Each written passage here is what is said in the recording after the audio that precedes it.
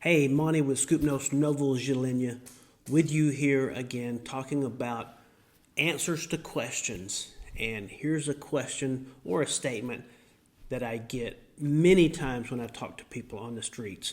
Why do bad things happen to good people or innocent people? So the answer to this is it's really an example of incomplete understanding. We want to have this simple view that by nature, humans are good people. But honestly, this is deeply flawed. Even though we know good, hardworking, honest people, when everything is considered, none are good. Now let me explain here. We simply have this arbitrary scale of some being better than others. And we want to think of ourselves as being good. The truth of the matter is that the best person you know would never consider themselves to be perfect. That is, having never sinned one time. Anyone who does consider themselves to have never sinned, you can know for sure that they're a sinner because they are lying. Now, why is this? We've already addressed this in another video, but I'm going to address it briefly here also. We're all sinners because our fathers and mothers were sinners. And this goes all the way back to Adam and Eve as the first sinners who made a choice not to follow God. Now, God had warned them, if you sin, you will die.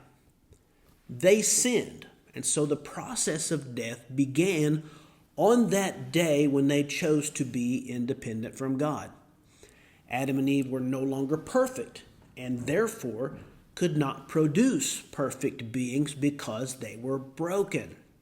Since that day, every person that is born with a human father and mother is born broken. So then the real question becomes, who then is good or who is innocent?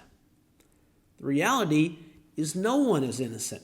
And furthermore, no one deserves mercy of any kind. But in spite of that, God does show mercy and has graciously provided a way to escape the judgment against sin that he warned Adam and Eve about all those thousands of years ago. And Jesus is that way. So for any who would accept Jesus' gracious payment that he made on our behalf, they can escape the fair judgment against our sins.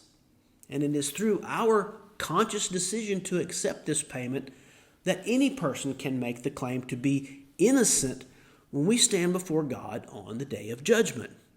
Now, some might say, what about those who can't make a conscious decision for themselves, such as babies or those who have mental limitations? Well, what did I just say a few minutes ago? God is a fair judge. His judgments are always just and right. Now, let me ask this question. Would a just and right God hold someone responsible to make a conscious decision when they're not able to do that? Yeah, of course not. Children are not held to that standard because that would not be fair. So once any human comes to the point where they understand the consequences of their decisions, then God holds them accountable. And that is fair. Since we're all guilty sinners and we humans brought these conditions to the perfect creation that God had made, we should understand that these are the consequences of our decisions. So the truth is, bad things do happen to all people. And as the Bible says, it rains on the just and the unjust. Now, the best news is that there will be an end to all this suffering and evil. And God's not going to let it go on forever. And he also provides a way to escape the judgment that comes to all who reject his loving and gracious offer of rescue. So whether we're currently facing trials or troubles or blessings, we can know that God has an end planned and someday will bring it to pass. The best plan is to be one of his children who will be safe and secure when that end does come. safety, and security, and I might add peace, comes only through a relationship with God, through Jesus and what Jesus did for us in our place.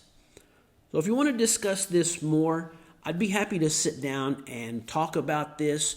If you want to check out some of the other videos, see if they answer some of your questions.